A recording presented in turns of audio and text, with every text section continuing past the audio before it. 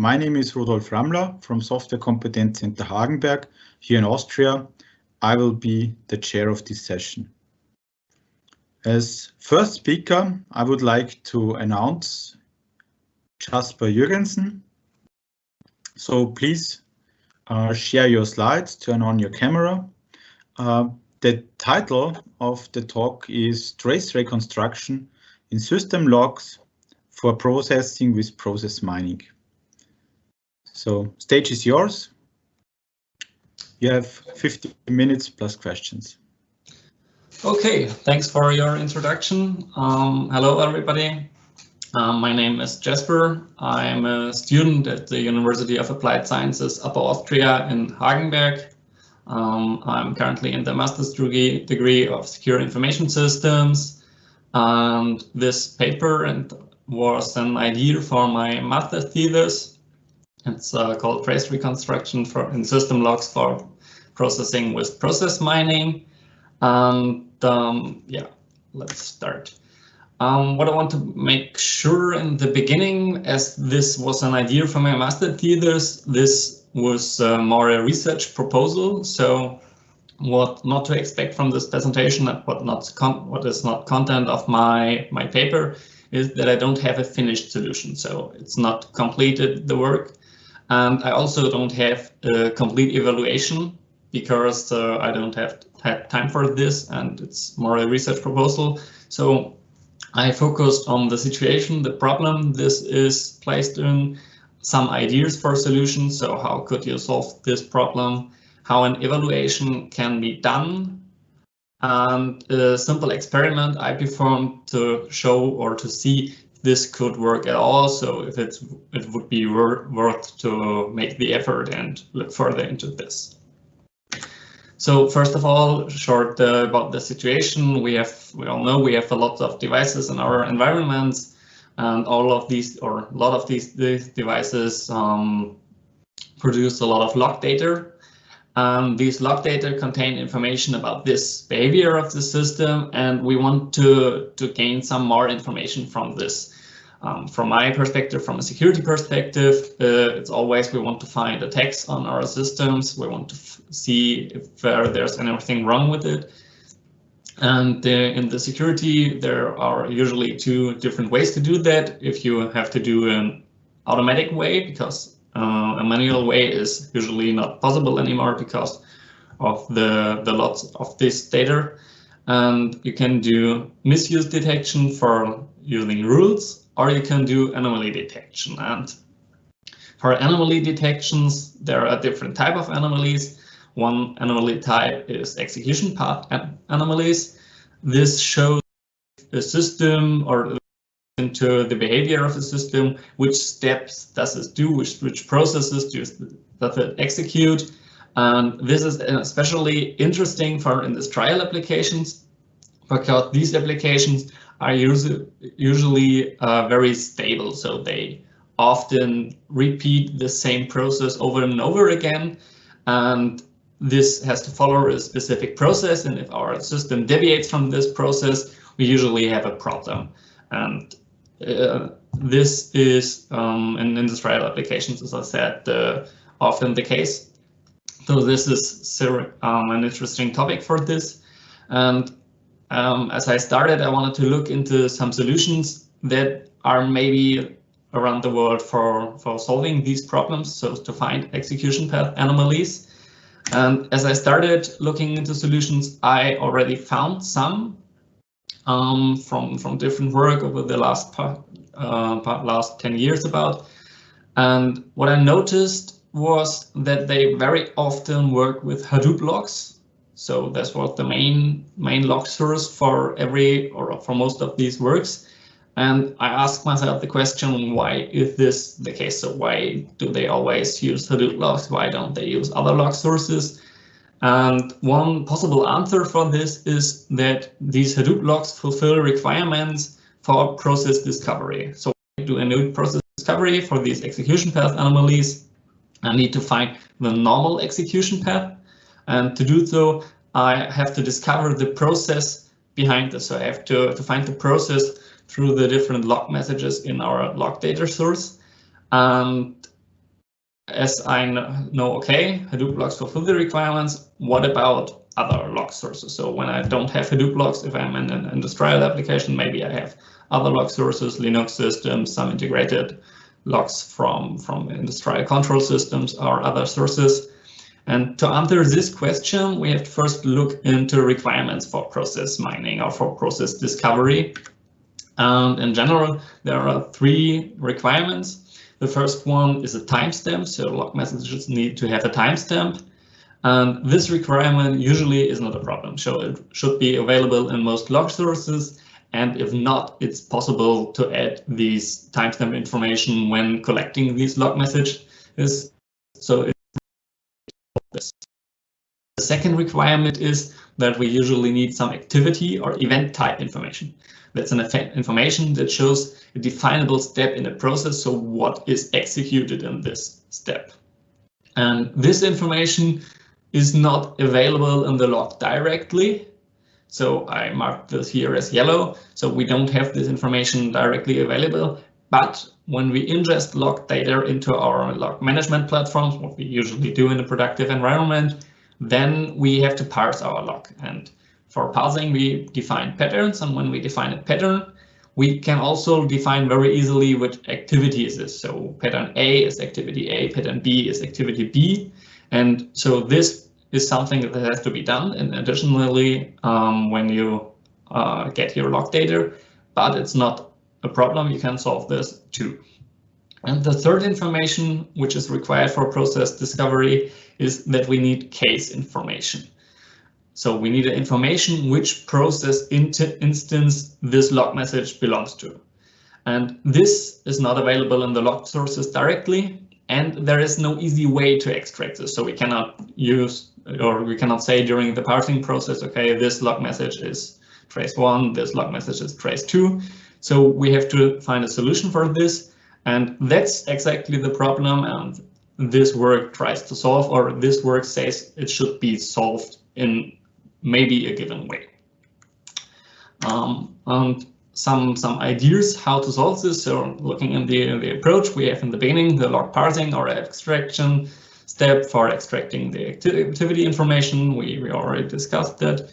And in the end, there's this process mining or process discovery process, which is also solutions available. And in the middle, this is this approach which tries to fill this gap between these solutions. And the first one we have to do is this trace reconstruction to find the case information, the case IDs.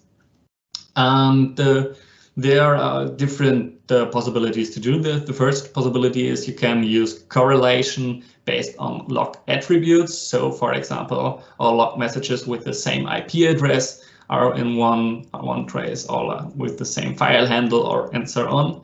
So you can use the log attributes to correlate log messages. The second possibility is you can work with co-occurrence information. So you can look at, okay, we have a log message A and have a log message B, and they very often occur next to each other. Next to each other means in a timely manner, so there's not so much time between log message A and B, or in an absolute manner in our log data. So these log messages are very often next to each other placed in our log. And when we've done that, so we have traces, we have to group these traces, because there's the possibility that there are multiple slightly different traces that belong to one process, because maybe our process has branches or loops, and this causes some deviations in our traces, but all these traces later on should be in one process, and therefore this grouping is necessary. Sometimes maybe process discovery algorithms have the possibility to make multiple processes at once, and maybe then there is a possibility to combine this with the process discovery process, but you have to do this in general work. For each or for scientific work is always necessary to do an evaluation. And to do an evaluation, it's necessary to have a ground truth. So you need something to compare your results to. And to get the ground truth, there are two possibilities. First of all, you could manually extract sequences. So you can manually through log data and say, okay, this log message A, B, C, this is a sequence, and this is a sequence. But that's only possible if there are not so many log messages, because otherwise you won't be able to do this in some time. And the second possibility is you can use a log with trace information. I already said Hadoop logs are an example for this, so they have this trace information. Then you remove the trace information for the process, and in the end you evaluate your results using the original log again. If you do an evaluation for each log message, there are in general 3 possibilities. The first possibility is the log message is correctly placed in a trace. So we have a trace in the ground truth that is exactly the same like the one we found in our process. The second possibility is we have a trace where the message is wrongly placed. So there are also two possibilities how this can happen. The first is that maybe the ordering is not correct. So our trace has all messages that are necessary for this. So there is a trace in the ground truth with exactly the same messages, but in a wrong order, in a different order. Or if a message is placed in the trace where it does not belong to. So if I remove a single message, then I will get a trace which is present in the ground truth. These are messages, so log traces, where I only have to do one change to get a message or to get a log trace that is present in the ground truth. So these are log messages that are only slightly different from what I expect. And the third possibility is that I have messages that are placed in non-existing traces, so I have to do a lot of changes, or I'm able to change this in a way that I will get a ground truth message, or a message that should be present in these results. And then you can take the percentage of all of these, and obviously if you have 100% correctly placed messages, then you have a very good result, and in other cases it gets slightly different and or slightly worse the more messages are placed in non-existing traces. To have a distance measure to directly compare multiple approaches, you can use the Levenshtein distance. So the Levenshtein distance is a distance that measures are necessary to make sequence to change it to another sequence. So you can compare traces you found during the approach, during the process, and compare them or calculate the distance to the nearest trace in the ground truth, and then take, for example, the average over all these distances. This distance should be 0 if all sequences are equal to the sequence in the ground truth, and the greater it gets, the worse is the approach. From the theoretical side, coming to now a more practical side, I did a short evaluation, a short experimental evaluation to see if this could work at all. So I used very simple log data. I used the DHCP server log. It's very structured because the DHCP server follows a standardized protocol. It doesn't have many activities different, so there are mainly only these 4 DHCP messages and some start-item statistics. I did manual log parsing because there wasn't so much log information. This was very simple. And to make this a little bit easier, I made the simplifying assumption that log messages are not interleaved, so that the log message A and the log message B, if they should be in one trace, they will be directly next to each other in the log data. And then for the procedure, I used only the correlation of attributes of consecutive log messages. So I looked at 2 log messages. If they have a correlation in their attributes, then I put them in one trace, and the otherwise I started a new trace. And then for this trace grouping, I just removed repetitions, single and 2-gram repetitions, and then grouped traces which are completely identical. This has the advantage that I didn't need any process mining, process discovery in the end, so I just could look, okay, these are the traces I've got. But the problem was that there wasn't a possibility to identify branches or traces with loops with more than 2 messages. Taking a short look at the results I found, I've just brought one example because I think it shows really good where the problems are. So the manual extracted sequence was message A and then followed by message D. The automatic approach also found the sequence AD, but it found also 2 other sequences or wrong sequences, which are very interesting. The first one is ADE-AD. So we see that we have these AD sequences combined with an E message. The E message is the statistics message that says, okay, in the last 15 minutes, I served that many answers. And this combination shows that they are combined in one trace, but they shouldn't. The problem is here that the E message doesn't have any attributes, and because of that, there couldn't be any correlation with these attributes with other log messages. Because of that, there is at least this problem. Otherwise, if there wouldn't be any correlation or a negative correlation, then it would be that AD then started a new sequence with E, and then the next sequence we get again A and D. The third message, it's AED, and there you see that this assumption I made that log messages are not interleaved didn't work that good, because we see between A and D the E message was put in the middle. Because of that, there's this wrong result. And this is also my conclusion. I've seen, okay, this could work and it should be worth to work a little bit further with it. But the 2 problems, we cannot exclusively rely on the correlation of attributes. And we have the second problem, log messages from different traces are interleaved, so they have to be found solutions for these 2 problems. So far with my presentation, and now I'm open for some questions. Thank you very much for your presentation.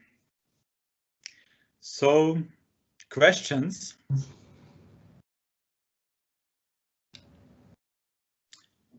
I can start with a question.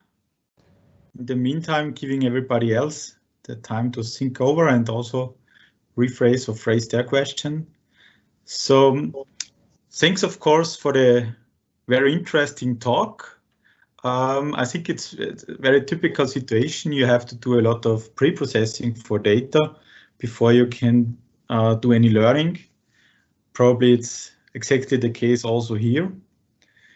And my question would be, if you know what kind of application you have for what you want to use the data, does it differ very much in how you pre-process the data?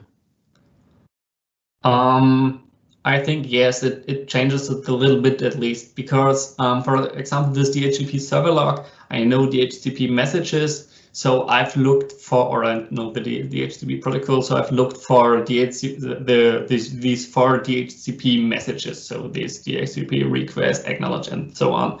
So because I know the process and how it should be, I can gain more information and use this information for pre-processing and extracting more information.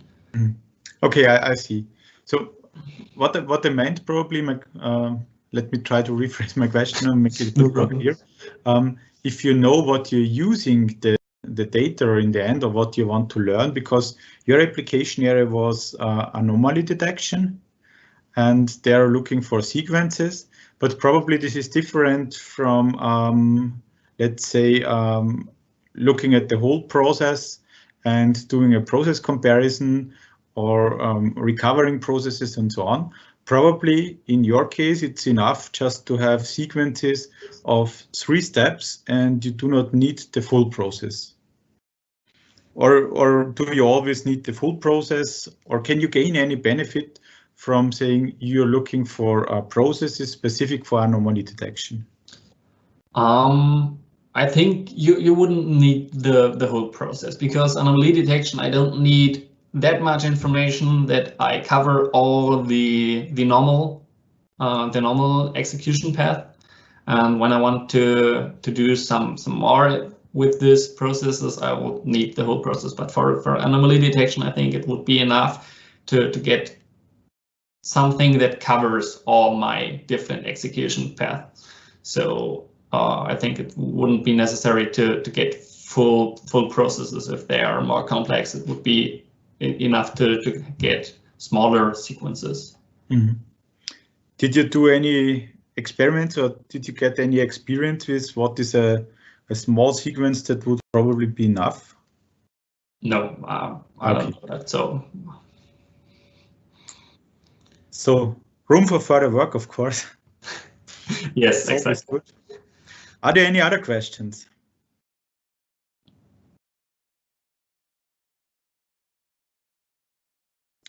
If not, I would like, because I think it's a very interesting topic, and also the next talk will go to this direction. I have probably a very small question. Not sure if you have gained any experience in that regard, but do you usually, if you use process mining, especially for anomaly detection, do you have trace back from the process you learned to the raw data, to the log data? So that you can say, well, this is my process I learned, this is my sequence, and this is the all the logs that led to that sequence. So it's a bit like explainability, but of course you have the data. How do you establish or keep that traceable? I think when I have this trace grouping I talked about, so I have a group of traces, and then I will learn the process from this group of traces. I can at least say that all these traces are responsible for one process I discovered, but the influence of each trace into that is not part of this work. So for this you need to look further into the process discovery processes. Mm-hmm. Okay. Yeah. No further questions, then let's thank the speaker again. Thank you very much. And with that, I would like to come, wow, cool picture. With that, I would like to come to our next presenter. It is the work from Atif Mashkor and Alexander Egyed. The presenter will be Alexander Egyed, and the talk is about evaluating the alignment of sequence diagrams with system behavior. Probably a coincidence, but a very good follow-up talk to what we just saw. Alexander, go ahead. Thanks, Rudi. I hope you can hear me and see my screen. Perfect. Wonderful. Yes, there's some relationship to the previous talk, and I'm wondering why both of those talks are under privacy and security session. But nonetheless, let's get going. Now, the context of this talk, and it's based on a thesis by a master's student some years ago, Philip Mitterrand. I wanted to mention him since he's not a co-author on the paper itself, but the background work is definitely his. The context of the work is trying to ensure correct behavior of a system, especially in a context where the system is no longer controlled by a single entity, like a single company. Now let's take something not so simple, but still relatively simple. Let's say the construction of a robotic arm. It goes through various stages in its development, from idea all the way to operation, development, design. And during this entire process, the company that builds this robotic arm has more or less full control over everything. However, they will not necessarily build everything from scratch. They may, in fact, use and buy parts available on the market off the shelf to help them in their construction effort. And these parts themselves have their own engineering process, from idea to design, maintenance, and so forth. Interesting, it gets on the level of shop floors. So once we have a factory and we now want to buy a machine like this one. We quickly realized that in context of this factory, the factory itself does not control the construction, the design, the engineering of the machine. It can only decide which one it buys from which vendor. And as it buys machines as is needed for its needs, it will most likely rely on more than one company for filling its needs. So there will be machines coming from various various companies, whether they be robotic systems and whatnot. Manual doesn't matter ultimately. Now, Industry 4.0, or Industry 4.0 as it is about decentralized systems, and we have yet to really fully come to grips to that. We've helped companies like from Höcke Automation who have had problems, for example, dealing with robotic arms and conveyor belts. We've worked with a company like Prime Metals who builds steel plants. In one case, it's discrete, this is continuous production, as in this case. Even if you go beyond this, you get to domains where you have very similar situations like this, like in this case, the automatic command and control of drones. Even though these three systems that I just presented seem to be completely different from one another, they are in fact quite related in a sense that they really are systems of systems. They are so-called distributed cyber-physical systems, as we like to call them, because they comprise of complex machinery, complex parts, and these parts come from different vendors, as I've said beforehand. And the question I want to ask in this talk really is, now, while each component in this case can be validated by each respective company that built it, how do you validate the system as a whole that is no longer built by a single company? Like, how do you validate the shop floor and that it works correctly? So in that some context, the safety scheme of this session works very well. And of course, what companies are doing nowadays, shop floors are doing nowadays is, well, they hire another company that is in charge of the systems integration. And that works beautifully up to now, but it really doesn't work anymore in context of Industry 4.0. Why?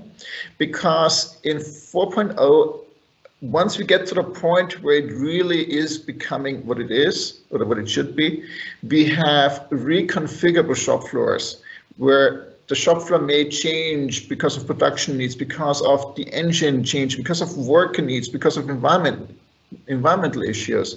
Reconfiguration can happen monthly, weekly, daily, maybe hourly, and reconfiguration will not necessarily be predictable. So it's not that you can plan 2 months ahead about a reconfiguration that will happen, you know, in March, but it may actually arise spontaneously, maybe because a worker got ill, or maybe because of a delivery shortage, and we want to change production to something else in the meantime. In this context, you don't have the luxury of going to hire another company to do your safe and correct cyber-physical system. So if I re-ask this question here, so how does a company in Industry 4.0 validate the correct behavior of a shop floor instantaneously while the shop floor changes continuously, and that often with fairly little to no advance notice? As you can tell, we've just really put the extreme of distributed cyber-physical systems to a very extreme engineering perspective, but this is really what Industry 4.0 is going into, what it's becoming eventually. Now, of course, there are a bunch of things that can be done. I cannot go into all of those. We have to, of course, design and engineer machinery more for reconfiguration. Of course, we can spend much more effort on simulation, maybe even formal analysis and formal verification. I didn't list that here. But my focus of this talk is really about runtime monitoring. And I believe that this will be an essential, vital addition to whatever the other things are. Meaning, at the end of the day, you always need some supervising element that keeps watching over the shop floor and is able to inject itself if something goes wrong, inject itself by maybe turning it off if something goes really badly, or inject itself by repairing it, whatever that repair means. We're not covering repairs, but we're covering the monitoring and the action part here.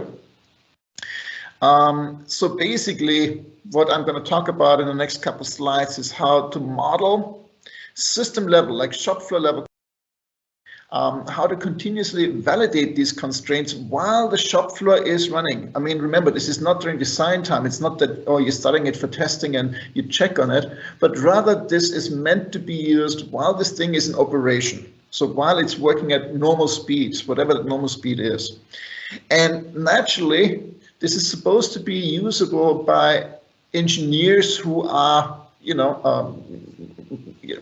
obviously specialized for the purpose, but not necessarily some bored people who just check it out for a few minutes and go away again, but rather people who are probably involved in this process for a longer period of time. So engineers should be able to model these. So this brings us, of course, to make it relatively easy to do this.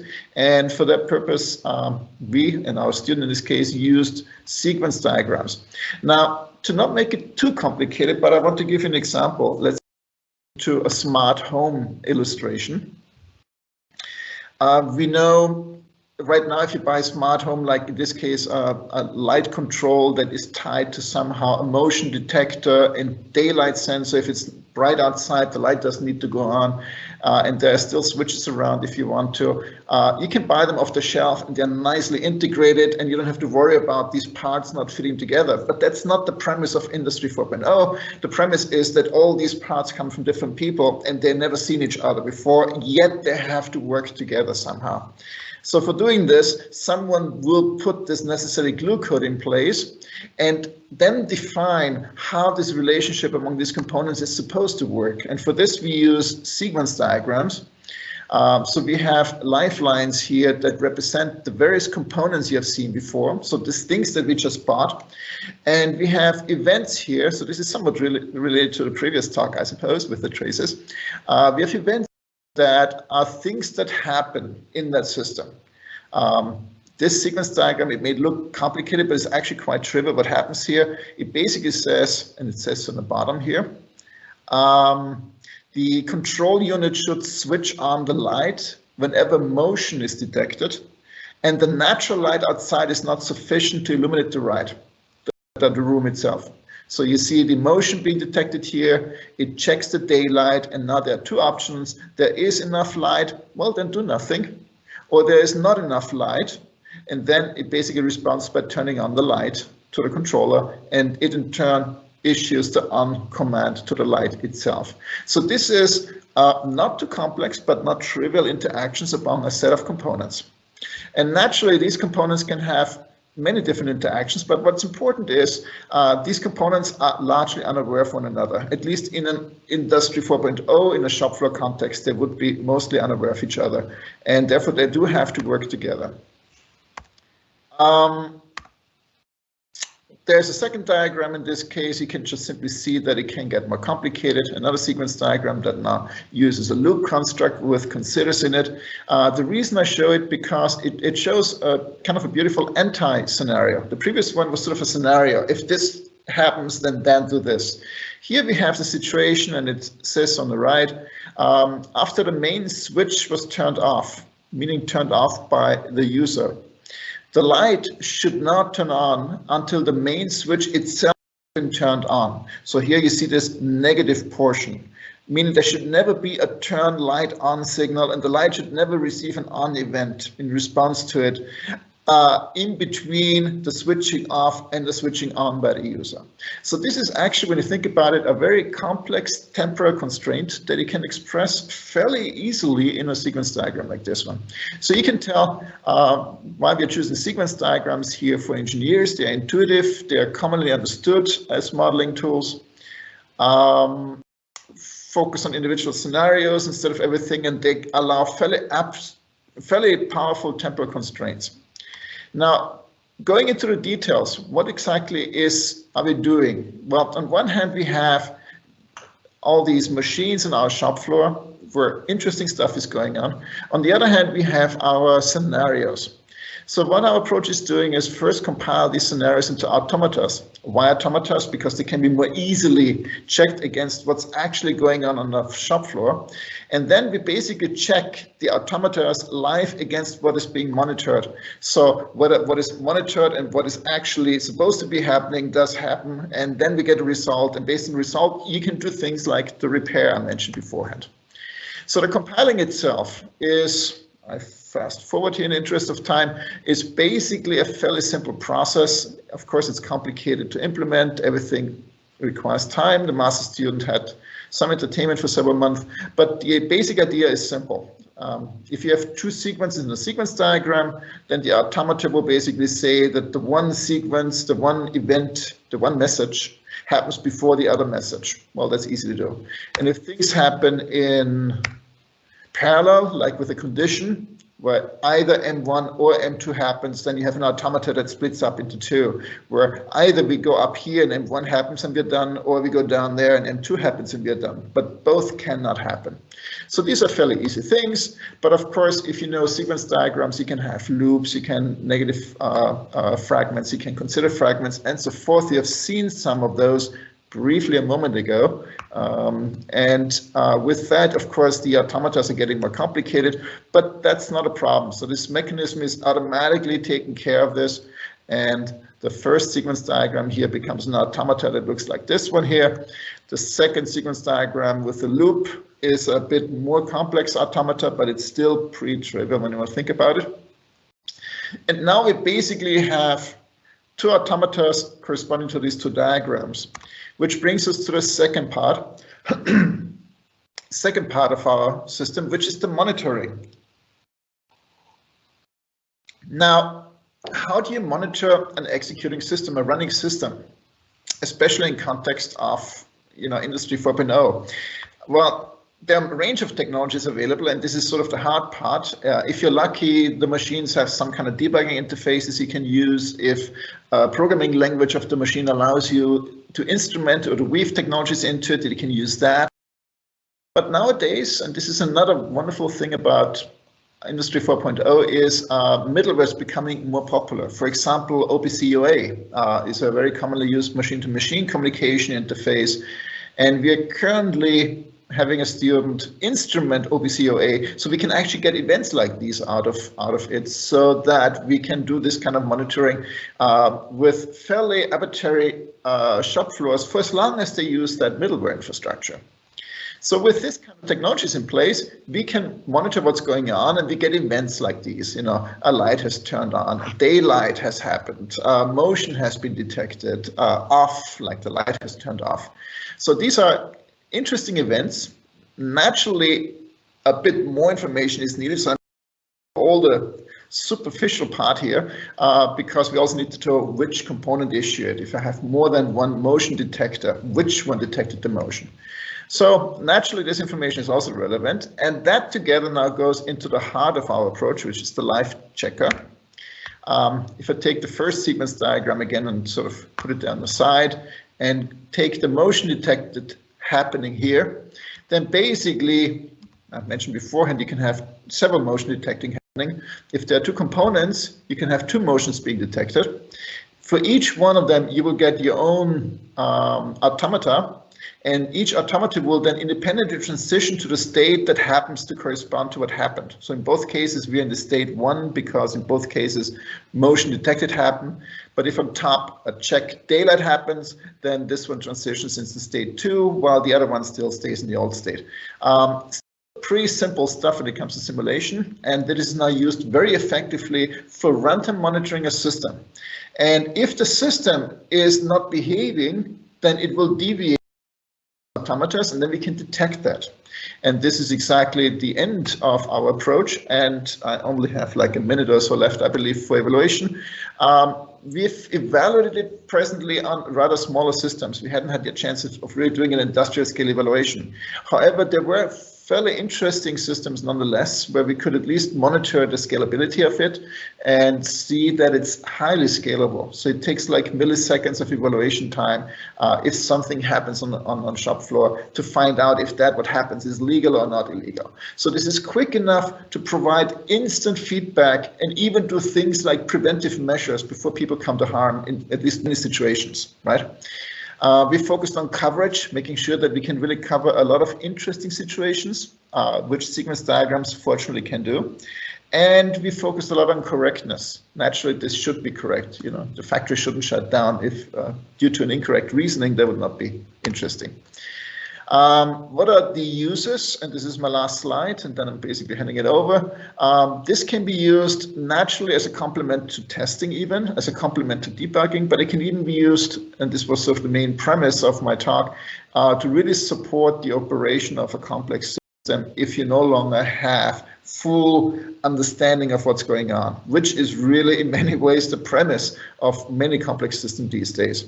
The mechanism is flexible enough that you can add, remove, change these constraints. I call them constraints now, but these are really scenarios, temporary constraints, I called them beforehand, over time. So they are not hard-coded into your system. They are flexible. They are just as flexible as as the Industry 4.0 system is by itself. All right, I think I'm kind of out of time. Rudi, I'll hand it over back to you. All right. Thank you very much also for your talk. And the stage is open for questions.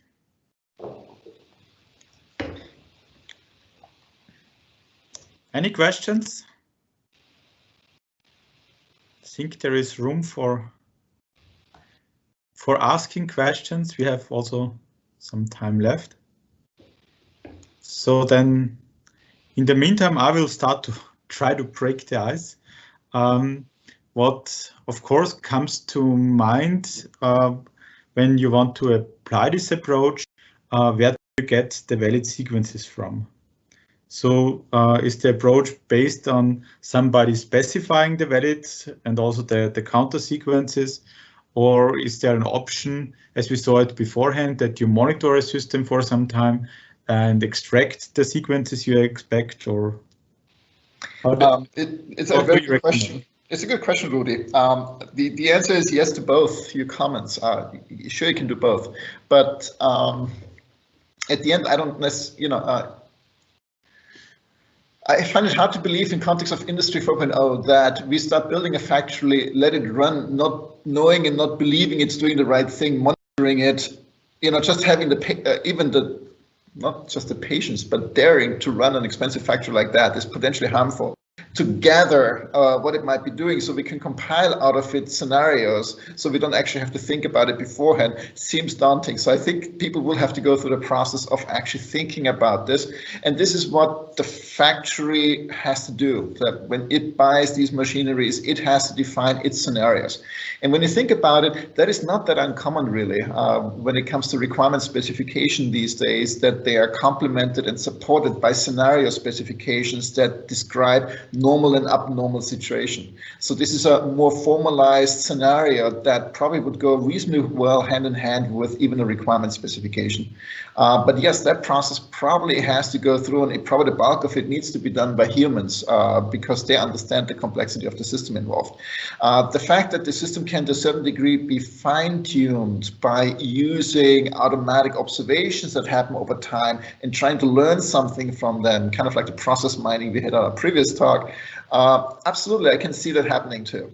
We have not played, at least not in context of this particular work, played with mining, but we've done a lot of work in our past with mining of knowledge, especially process knowledge, and there's a lot of opportunity and possibility of doing that too. So it's a bit of both, I suppose, but the easy one out, automation will take care of it. I don't think I can offer in this case. I see. And I think you motivated the need for doing the monitoring quite well in the beginning. You said it's different parts coming from different vendors and so on. So what is typically the case in such a scenario, I imagine, is you have an immense complexity, and probably it's very hard to get a correct sequence, even if you know on a high level what you expect, but down to the traces, to the actual traces you can monitor, it can be very hard to get the sequence correct. Indeed. Engineering is not necessarily an easy process, so I don't necessarily expect nothing in my talk, and maybe this is sort of the point you're making here, and this is a valid point. Nothing in my talk makes it easier to model or makes it easier to understand. This is simply providing a mechanism that if you actually go through the process of modeling, that you actually get a benefit out of it. And this is sort of, if I want to say, sort of the hidden purpose of a lot of our research down the line, if you sort of ask me about a lot of my papers, is really making modeling more relevant. So it's not just a picture on a paper which looks cute, but rather has a purpose, can be analyzed, and in this case it can be validated during the runtime of a system.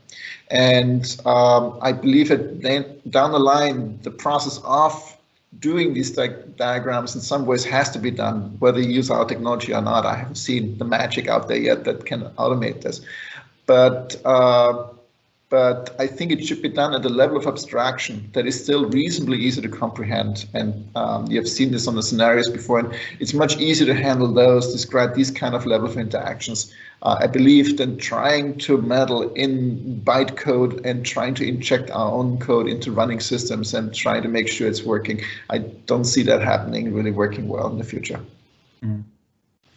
Okay. Any other questions?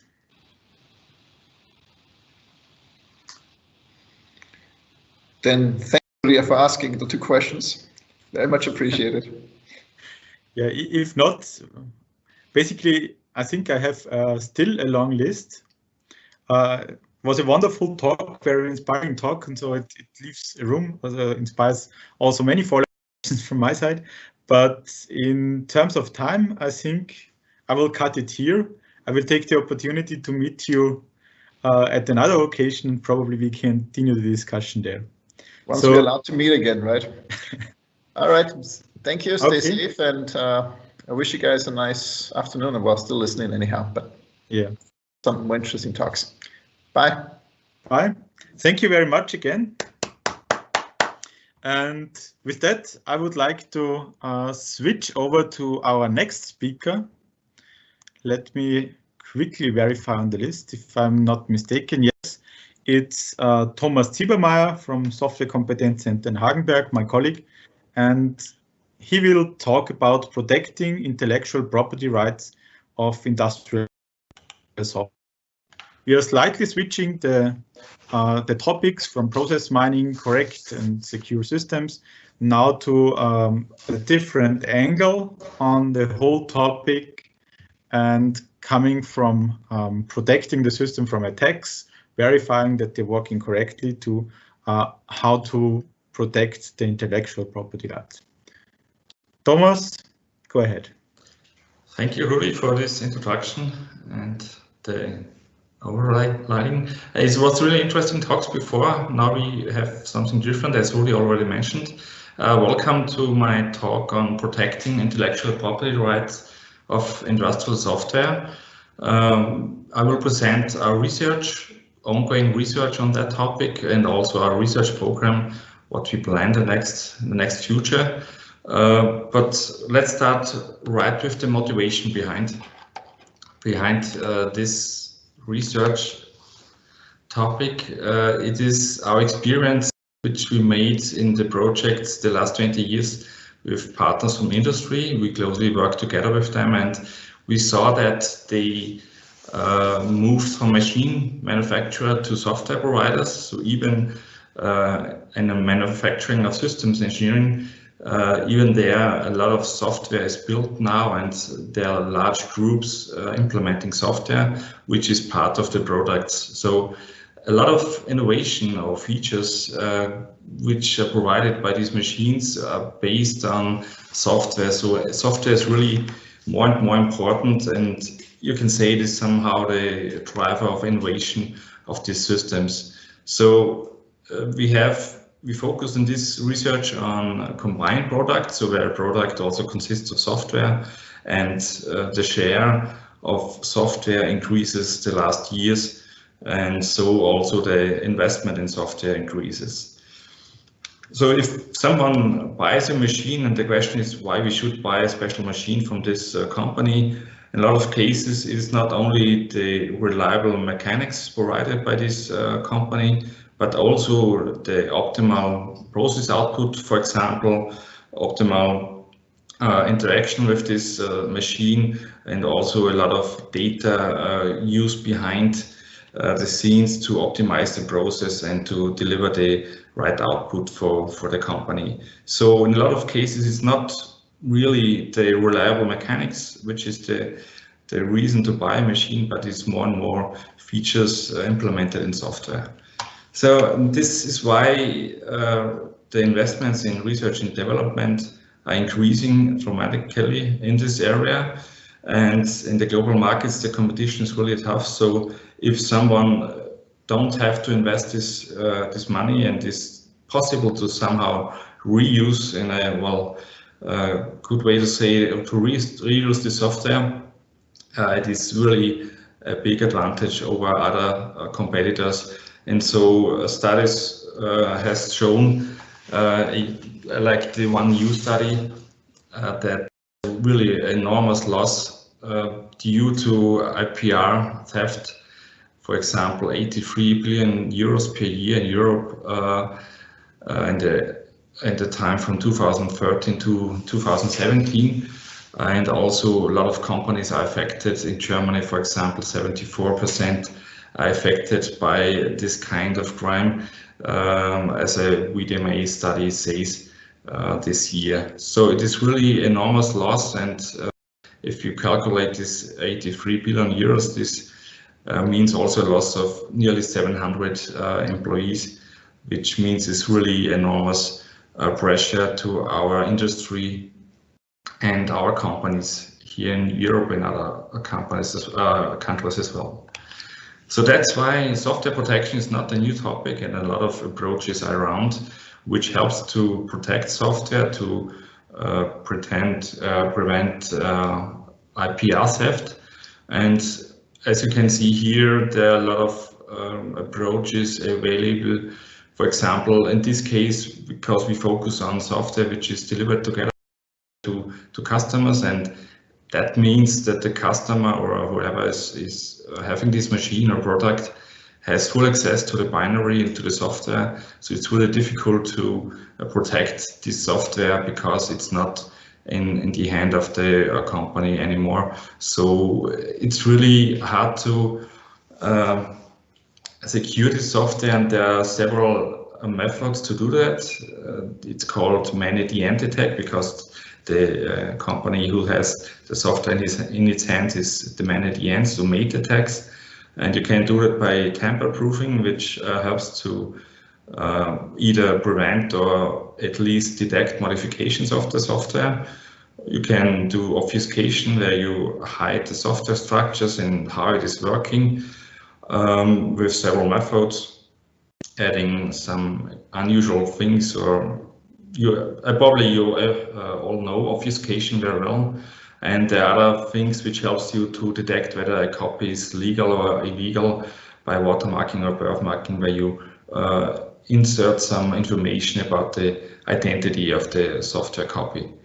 So this is already successfully deployed and used throughout industry, but somehow they are complicated to use, or at least there are some disadvantages. You have to have different, it's difficult to deploy, or you have to use additional hardware keys or something like that, which is hard to handle. And so the question is, how can we optimize, or how can we enhance this kind of protection? So from our point of view, it's important to follow somehow these requirements listed here. We have to protect from disassembling or reverse engineering. So this is really important, because if you implement some algorithms, it's not only copying the software, but also how the algorithm works is really an important knowledge, and this should be protected. And the software have to be securely bound to a hardware. So this is really important, because otherwise copy is really easy.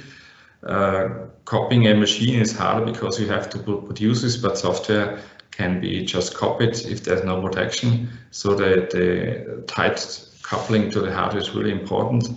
And this should be done without additional hardware keys or something like that, and also without limitations concerning performance and also updatability of the software. And it's also important that it is easy to apply even in mass production. So if you produce hardware in a large lot size, then it's important that it's not difficult to bind the software during the deployment process to the hardware, because otherwise this is really very costly. So from our point of view, this requires a new approach, because the current approaches has in one or the other side some disadvantages. And so that's why we started our work and research in that direction. So if we go a step back and have a look what's happening if we don't have protection for software, it looks like this. Usually you have this program on the left side. This is compiled to a binary, and this binary is copied or deployed to the machine, in that case here. And if it is not protected, it's easily to copy this binary and run it on other robots or machines, or it can be re-engineered, and so to say a new version of the software can be deployed to other machines or robots. So the first thing we need to do, we need hardware identification. The software running somewhere on the hardware should be able to see on which hardware it is running. So this is usually not possible, because software should run on every hardware independently, which year or whatever. And that's why it is not easy to find properties which helps to identify the hardware, some signatures from the production, different material properties and so on. But this is really a fundamental research we are currently working on, and there one way to have these signatures of memory used in the hardware, in the computers, in the machines, and that's why we are working hard on that, to find the signatures. But there are possibilities, and I'm sure we find a good way to use this identification of the hardware in an industrial mass production process. So the first thing what we do is to find out how we can identify securely the hardware. The next step is to use this hardware identification to strongly couple the software to this hardware.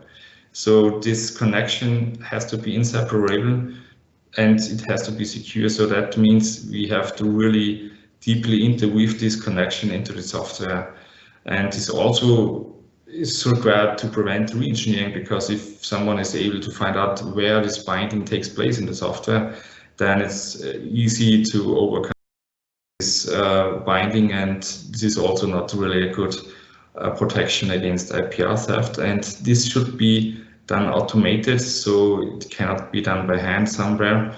So we need software tools which helps us to really tightly connect the software to the hardware.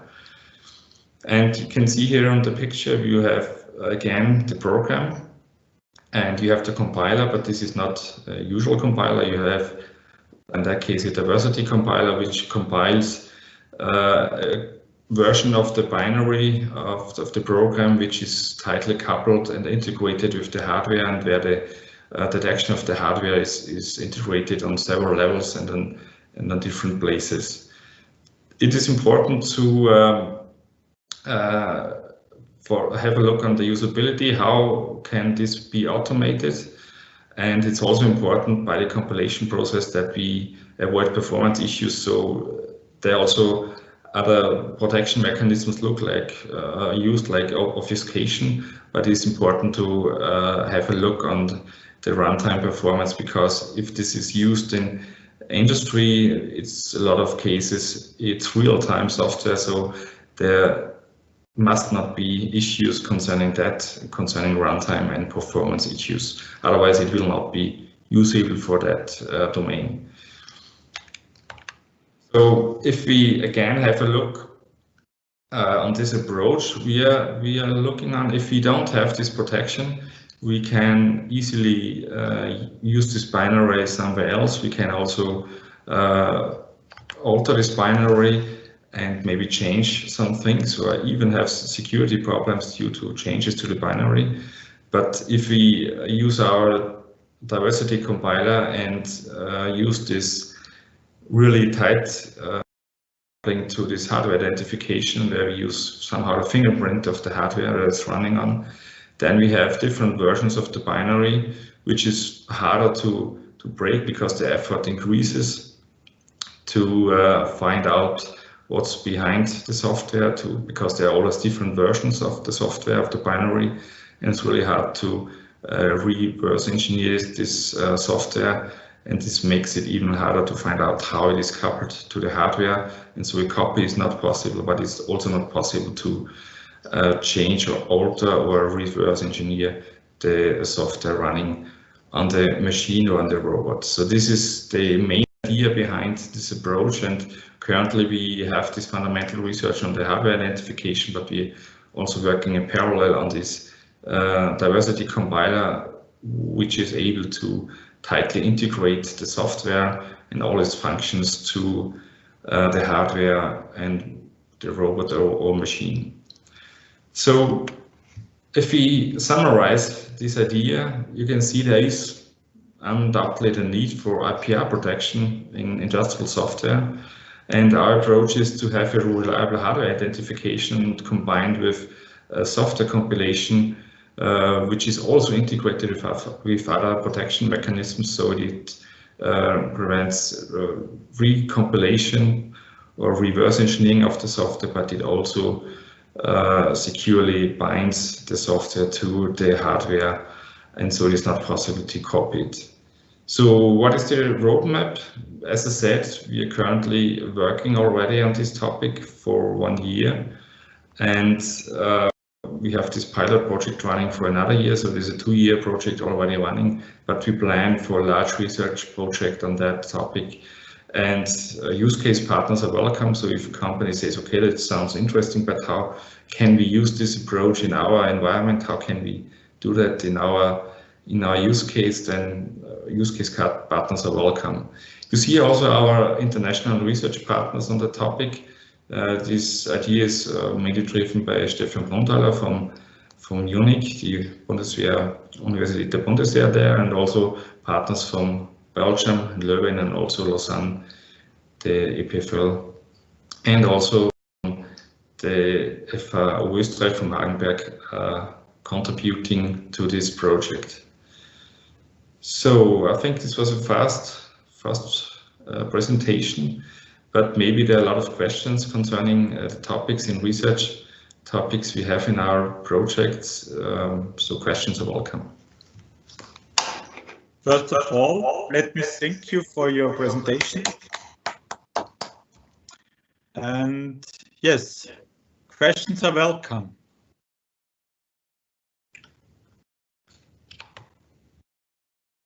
I think we are getting into a kind of tradition of not asking questions now. Nevertheless, so I have a big advantage here. I know the project already, so I can ask questions.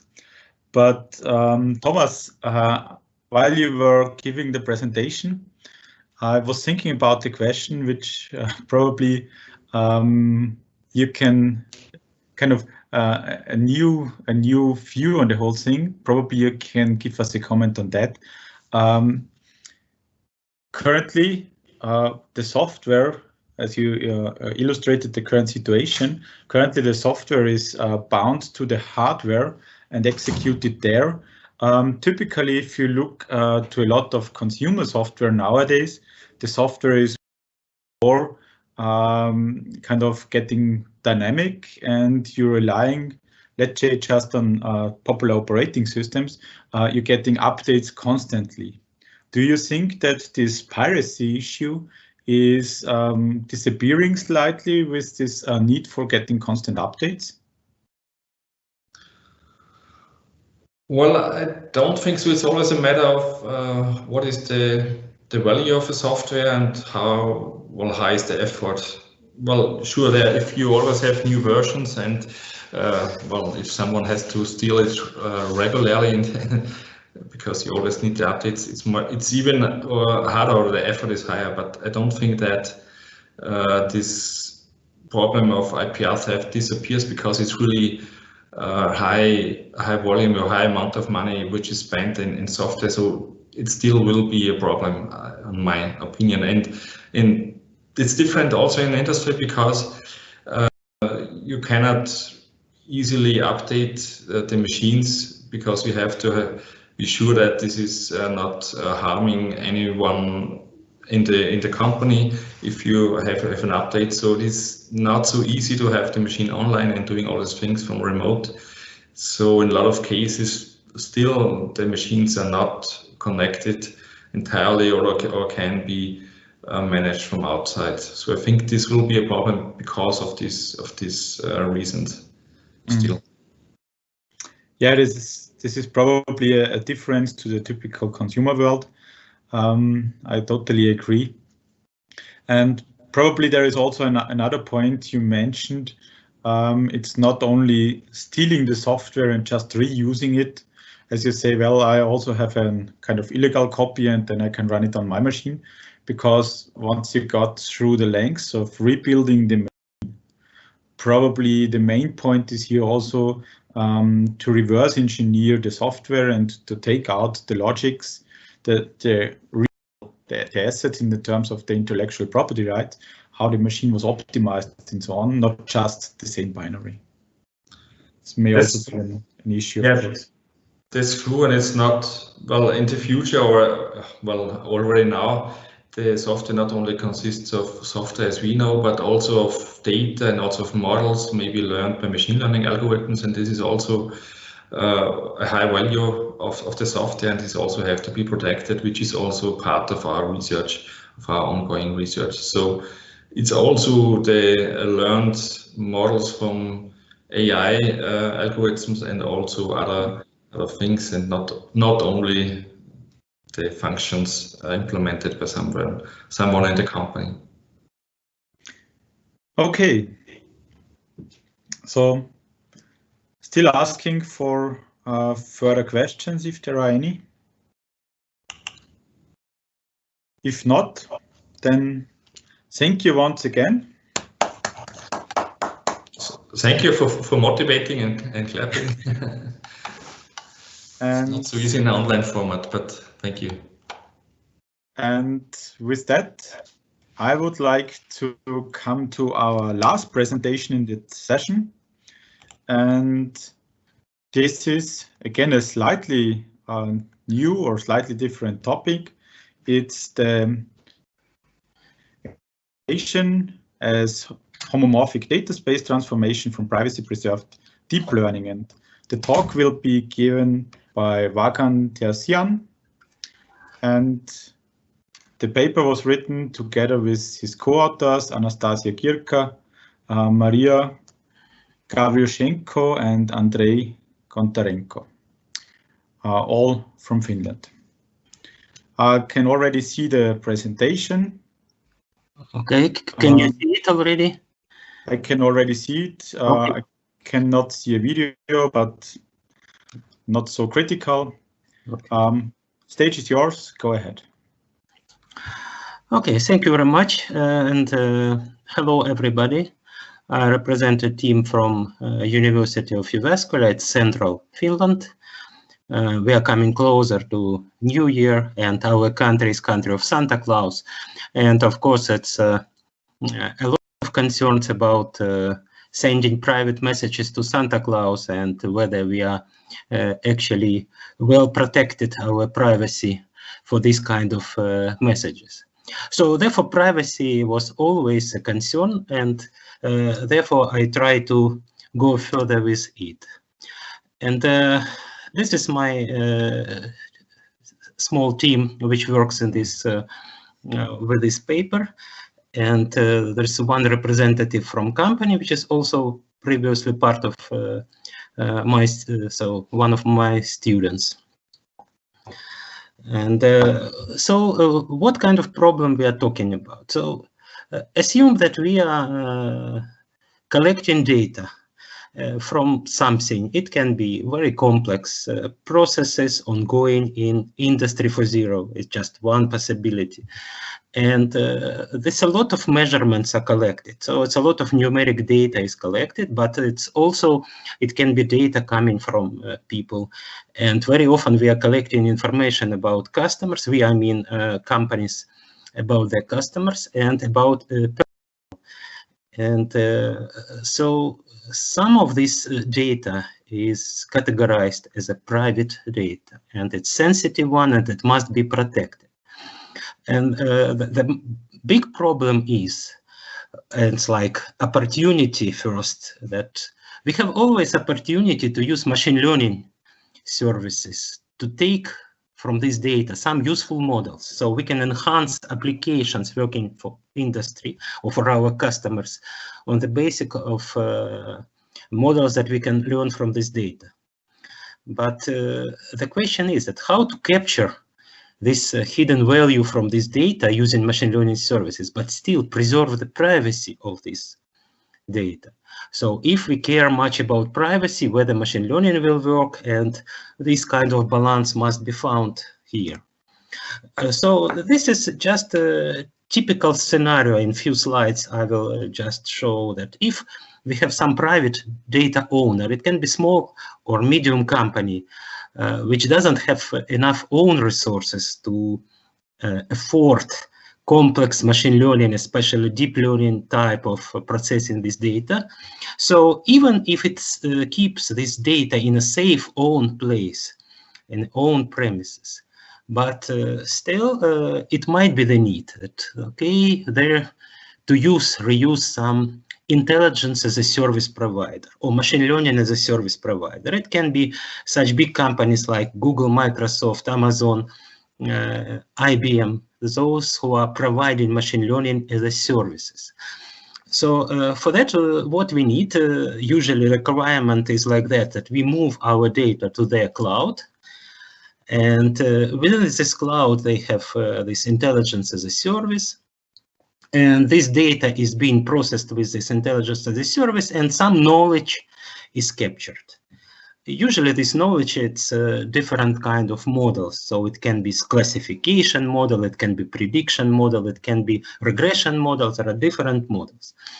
And then, of course, this data owner, original data owner, would like to have still possibility to contact this data whenever needed, and also query the model whenever needed. So this might be some sophisticated application which works for customers so that the model is queried. But this place is unsafe as such. And many companies actually refuse, or they don't have legal rights to move data, which may include sensitive information, to unsafe clouds. They are unsafe by definition. So this kind of practice actually is not safe regarding the personal data privacy and this kind of derived knowledge ownership, because this kind of knowledge, as in previous presentation we heard, that it's a type of software that is actually partially belongs to this original data owner. At least they believe so. It doesn't belong to this intelligence as a service provider, as they actually can use it, unfortunately. But if we consider this kind of situation, okay, we can make some kind of, maybe some kind of traditional way of anonymize this data. So we replace this sensitive data with something which is with hidden values there, and try to move such kind of data to this cloud. If so, then it's still unsafe as such, because if this kind of simple or naive anonymization is done over here and we move it here, then some information which is public and used by hackers can help them actually to uncover who is who in this locked data. And another problem is that even if this is safe data as such. But are you sure that when you apply machine learning as a service, that the knowledge you receive on the basis of such kind of anonymized data will be useful? So it will be actually provide you needed functionality for this place. It's not at all sure. So, of course, the best way, what we really want to have, that we have that kind of between our applications and the data, and also private connections between application and knowledge. And also we want to be sure that that knowledge is actually useful for us, so that it's not lost some important properties because of anonymization. So therefore, that's just a key objective. We call it like smart anonymization. So how to make it so that you can actually use, let's say, locked queries to your knowledge. You receive actually locked or protected replies for this model, and you can unlock it locally and use as you use the model just as it was without all this kind of protection. So that's so-called machine learning, which is like privacy, which is tolerant to machine learning techniques. One of the big challenges here also includes that depending what kind of model you are learning using machine learning, it can be different way you must anonymize your data to preserve this learnability. Because if you are going to make later this kind of, for example, decision tree learning. So for decision tree learning, you may have different anonymization than if you use deep learning techniques or neural networks for machine learning. So it can be different. So you may have different ways to anonymize data depending what kind of machine learning services will be used. So it's a big challenge. And another challenge is that you may have different types of data. So it can be numeric data, it can be texts, images, streams, videos. So if some of them contains private information, you need to anonymize them. But they're very different from the point of view of applying, for example, neural networks to all of them, because there are different architectures here, and there must be different ways to anonymize the data. So we just try to create such kind of solution for one particular, it's quite broad case of using deep learning as a service. So we are talking about deep neural networks that can be applied on top of data. So we want to find out what is a suitable way to anonymize data so that we can capture or like train deep neural network to actually provide for us useful information. So because of this, we are just dealing with numeric data, which is suitable for neural networks. And what we are using here. So we are using here one interesting and simple theorem proven by young researcher Christopher Olah. It was an interesting theorem which connects the way neural network learns and neural network works actually with such interesting also topic of mathematics called topology. So it's that kind of properties of space which are preserved under continuous deformations. So what we are going to do, we want to make real deformation of the space where we keep our data, but keep it like topological. So if we make this kind of transformation, then result of this transformation is unbreakable. We will show it later. But still, neural network can work and learn useful models on top of such transformation. So therefore, we are trying to apply this theorem to this kind of problem.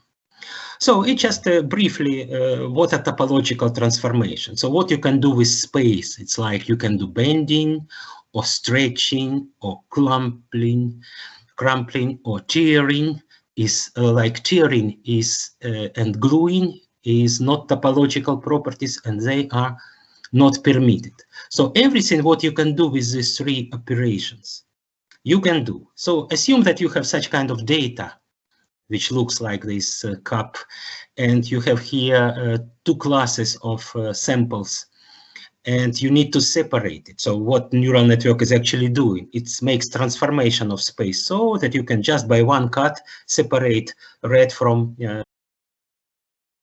and what is proven in this theorem by Ola, that actually every layer of neural network, every layer is doing one of these transformation or combination of this transformation. So they all are topological. So it means that they're invertible. So it means that when this transformation is done and we have another space, like after several layers of neural network work, we have another space for our, let's say, original space where our data is. So now let's say our point, assume that they are by this way, and you can by one cut. It's like final layer of neural network that can tell you, depending on the coordinates, whether you are in a green or red part of the space. And what is great about this, that because this operation is invertible, so it means that if you preserve the keys for these transformations, this kind of parameters of this transformation as a secret keys. So there's no one but you can actually invert the result of which neural network provides. So therefore we create this kind of final architecture that we are going to protect our data using also deep neural network. So we prepare our data for training by neural networks using deep neural networks. So assume that our vector of input parameters are over here. I just try to take this pointer. Every sample is represented as a vector of values. And if we use several layers of neural network with the same size, so it means that we are making topological, it's proven by theorem, transformation. So all this kind of like linear sums over here, then we have non-linear activation function, which must be also invertible. So therefore we can use sigmoid function or hyperbolic tangent or these kind of functions which are invertible. So all of these weights are actually locks, so they are known. But after several transformations with, let's say, frozen, this kind of weights, gives us new vector. And having this new vector, you can send it safely to any place. And this, you cannot actually uncover this original vector without knowing these locks. Or at least we have certain how to say, analytics showing how much effort it will take to uncover.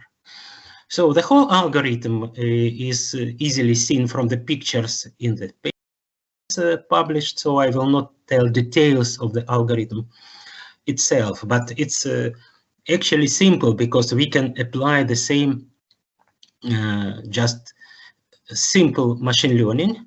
So not even machine learning, that kind of, because we need only forward propagation of our neural network. It's not machine learning as such.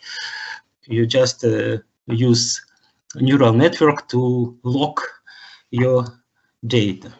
So what we discovered that even if essential part of data is leaked, so even if it is leaked, the remaining part, it will be very difficult to uncover for a hacker. And we have particular formulas and many of these of that kind of complexity, like factorial complexity for the hacker. But we also discover that kind of threshold for absolutely complete protection.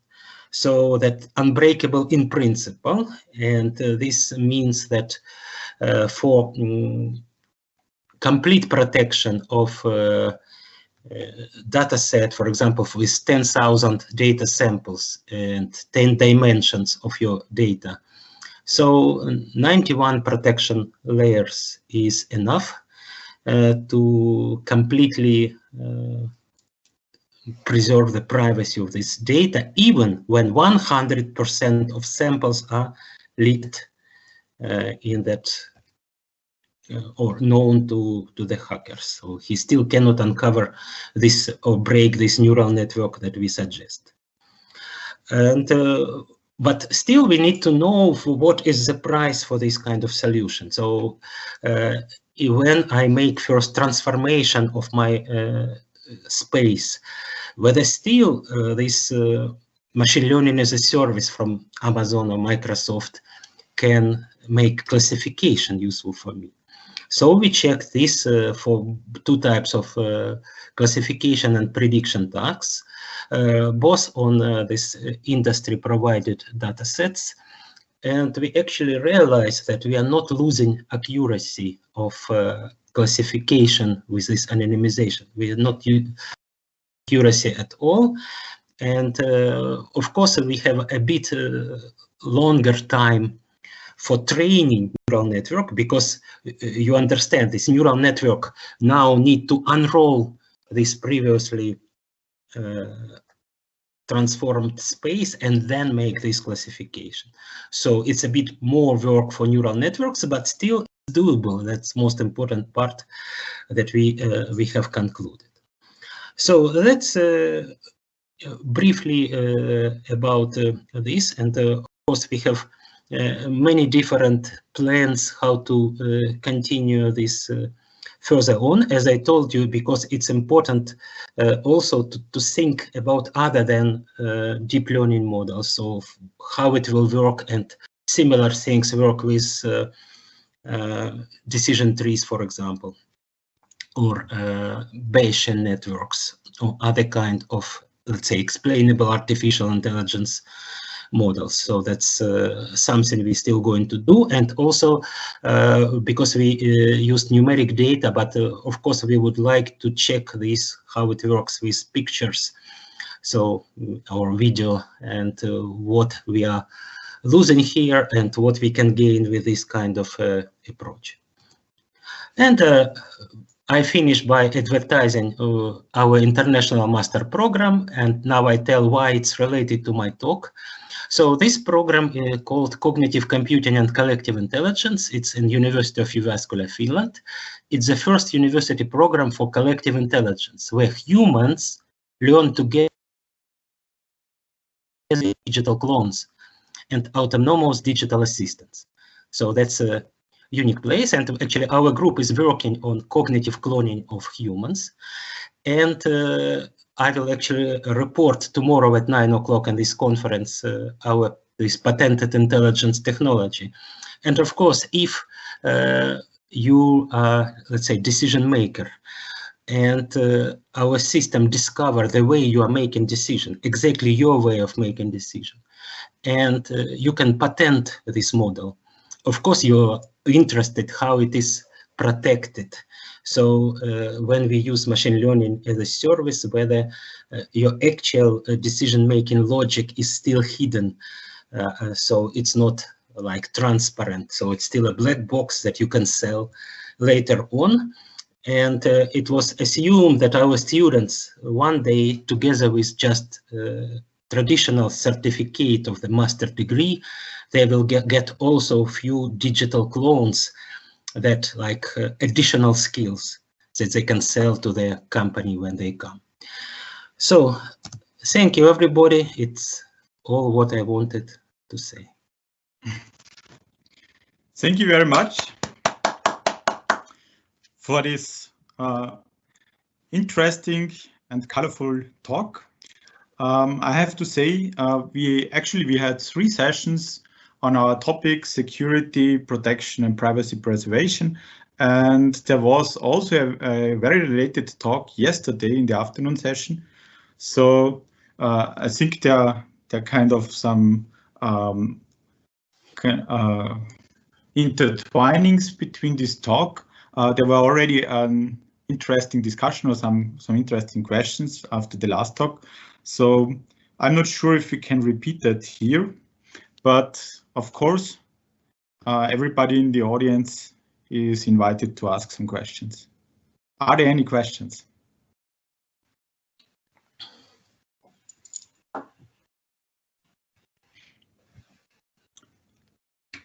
If not, I would like to ask one question.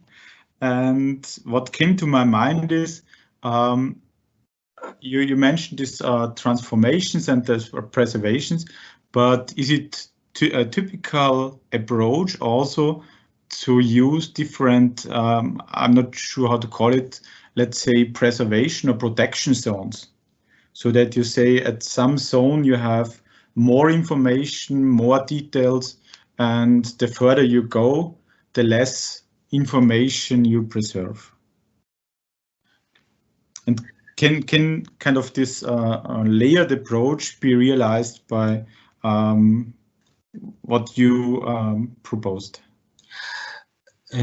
Yeah, so why, for example, why we're talking about multi-layered protection? Because just one layer means that as a key, we are using just matrix of weights for neural networks and some information about activation function that we are used. So if this is just one layer, so if you have enough data samples and let's say essential part of data samples are leaked, they're known to hacker. So he can create from these data samples set of equations that he can probably solve to uncover this kind of transformation keys. Every next layer makes this task even not linearly. It's exponentially more complex to the hacker. So therefore, every next layer adds problems to a hacker. But in the same time, every next layer, because it makes original data look very different than resulting data different from original, then it will be problems for machine learning as a service to still classify this data.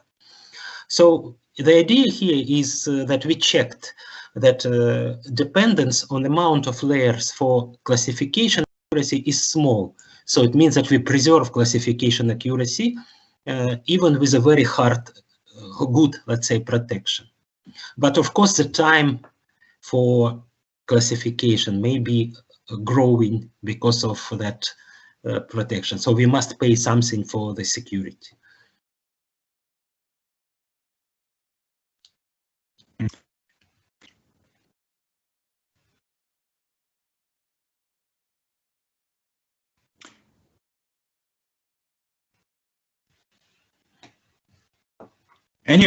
And with that, we come to the end of our session.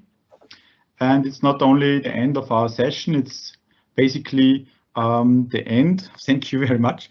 And it's basically also the end of our series of sessions on security, privacy, and protection in Industry 4.0. So as I said, in total, we had 3 sessions. I would like also to thank my co-chairs, Thomas Schlechter and Atif Mashkor, who chaired the other sessions. And I would like to thank all the speakers and the audience for taking part. I think there was quite a nice program put together embedded in this conference. We're looking forward to probably organize a similar session in the upcoming conference next year. Everybody is invited to take part. If you would like to support us in organization, of course, you're welcome as well. With that, I would like to officially end this session. And just as a final thank you, we have a very similar to wherever you are currently located. I've right now posted a picture of how the sky and the weather looks. And with that, I wish everybody a nice day. Thank you very much. Thanks, Rudy. Bye-bye. Bye-bye. Take care, everybody. Bye. Bye.